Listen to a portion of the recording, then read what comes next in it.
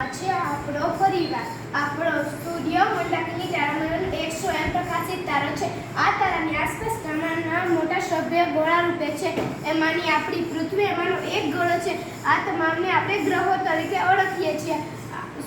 સૂર્યના ગુરુત્વાકર્ષણ અને જે તે ગ્રહના ગુરુત્વાકર્ષણ બળના લીધે જ આ બધા ગ્રહો સૂર્યના આસપાસ વર્તુળાકાર સ્વરૂપે ફરે છે. આ બધા ગ્રહોને પોતાનો કોઈ પ્રકાશ નથી. સૂર્ય પાસે મોટા પ્રકાશ છે તે પ્રકાશ છે. આ સૌરમંડળના વિવિધ ગ્રહો વિવિધ કદ અને સ્વરૂપ ધરાવે છે. આ બધા ગ્રહો મળીને બને છે આપણું સૌર પરિવાર કે સૌરમંડળ. આમ ગ્રહો ઉપગ્રહો લઘુગ્રહો ધૂમકેતુ અને ઉલ્કાનો આપણા સૌરમંડળમાં સમાવેશ થાય છે. તો ચાલો આપણા સૌરમંડળ વિશે જાણીએ. સૌપ્રથમ સૌરમંડળના મુખ્ય સભ્ય તરીકે સૂર્યને ઓળખ. હું સૂર્ય છું. સૂર્યથી આપણે પરિચિત છીએ. આપણા રોજના કાર્યની શરૂઆત જ સૂર્યોદયથી જાય છે. હું એક સન્માનિત તારો છું. હું પૃથ્વી પરના જીવનનો દાતા ગણાઉં છું. હું પૃથ્વી કરતાં લગભગ 13 લાખ ગણો મોટો છું.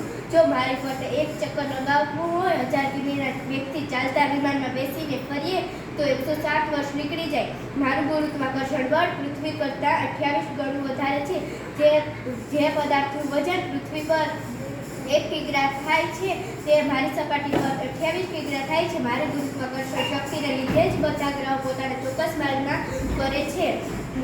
મારા પ્રકાશને ધરતી પર પહોંચતે 8.25 મિનિટનો સમય લાગે છે. મારી સપાટી હંમેશા અસ્થિર રહે છે. મારી પ્રજ્વલિત લાંબી અગ્નિજ્વાળાઓમાં સમાવેશ થાય છે. મારી સપાટી હંમેશા અસ્થિર રહે છે. મારી પ્રજ્વલિત લાંબી અગ્નિજ્વાળાઓમાં સમાવેશ થાય છે. મારું મુખ્ય આવરણ હાઇડ્રોજન અને હિલિયમ વાયુનું બનેલું છે. જેમાં આપણે હિલિયમ અને હાઇડ્રોજન વાયુ રહેલા છે. હવે આપણે બીજા ગ્રહોની વાત કરીએ.